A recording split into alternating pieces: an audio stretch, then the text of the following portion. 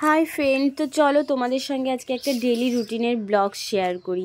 ভালো লাগলে অবশ্যই জানাবে। তো আমি আরও এর চেয়ে ভালো সুন্দর করে ভিডিও আমি আপলোড করার চেষ্টা করব।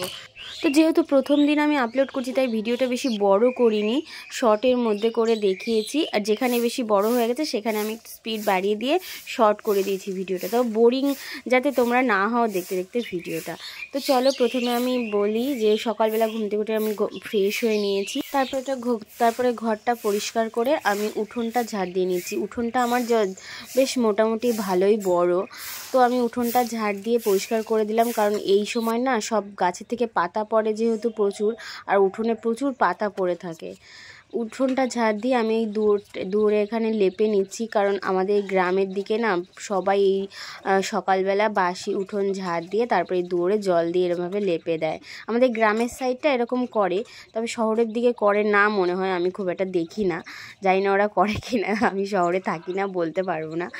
তো তোমরা যারা শহরে থাকো তারা আমাকে যদি একটু জানাও যে শহরেও কি এরকম করে, আমি তো দেখিনি। যাই হোক, আমার তুলসী গাছের নিচে আর দূরে এরমভাবে লেপা হয়ে গেল। তারপরে লেপে টেপে আমি বাসন ধুতে চলে আসলাম। আর এই কলটা আমাকে রিসেন্ট 1 সপ্তাহ হলো দিয়েছে, এটা সরকারি কল, আমাদের ফ্রিতে দিয়েছে।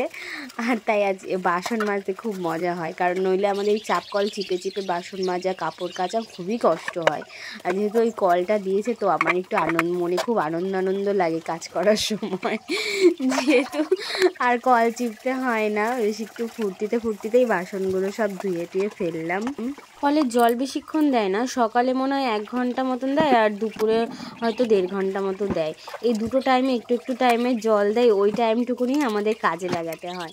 তো সকালবেলা 7:30 থেকে 8টা, মানে 8টার দিক থেকে জলটা দেয়, তো 1 ঘন্টা মতো জল দেয়, তারপরে জল যায় চলে। তো আমি বাসনগুলো সব ধুয়ে নিলাম, ধুয়ে নিয়ে বাসনগুলো এই ধামির মধ্যে উপুট করে রেখে কলপাটটা আমি ধুয়ে দিলাম।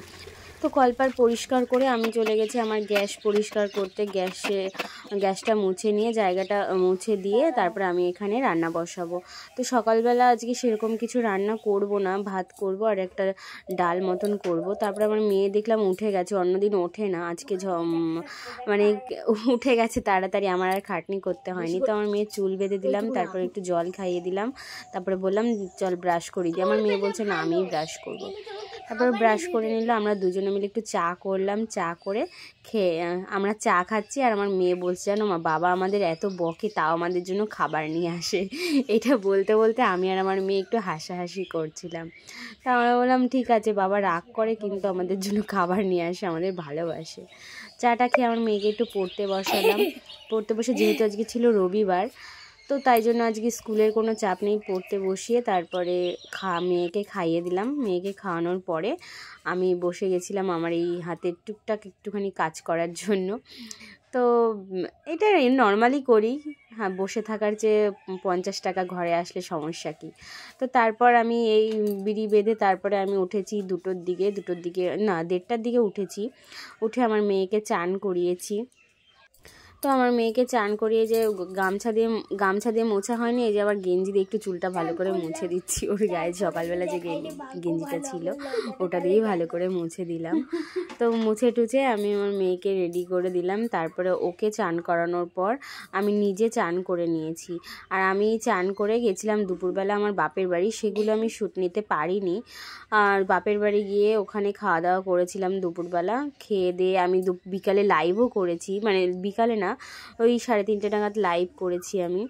তো লাইভ করে আমি সন্ধ্যাবেলা বাড়ি চলে এসেছিলাম। আমি আর কোনো শ্যুট নিইনি বিকেলে, যেহেতু আমার মেয়েকে পড়াতে এসেছিলো বিকেলবেলা। তারপরে মেয়ের পড়া হয়ে যাওয়ার পর সন্ধ্যাবেলা একটু চা করলাম, চা করে আমি মেয়ে দুজনেই খেলাম।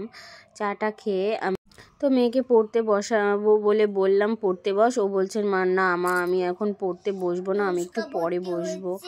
তো এই করে বিকাল ও এবার একটু সাজুগুজু করলো। তারপরে আমার মেয়ে বললো মা আমাকে একটু পাস্তা করে দাও, পাস্তা খাবো। সন্ধে হলে রোজ এই একই বায়না, আমি পাস্তা খাবো, চাউমিন খাবো। যাই হোক, এই যে পাস্তা আমাদের রাতের ডিনার, মা মেয়ের ডিনার হয়ে গেল আমাদের। তো ভিডিওটা আমি এখানে এন্ড করলাম। তো আমার ভিডিওটা তোমাদের কেমন লাগলো প্লিজ একটা কমেন্ট করে জানিয়ে দিও। Tata, good night, bye bye.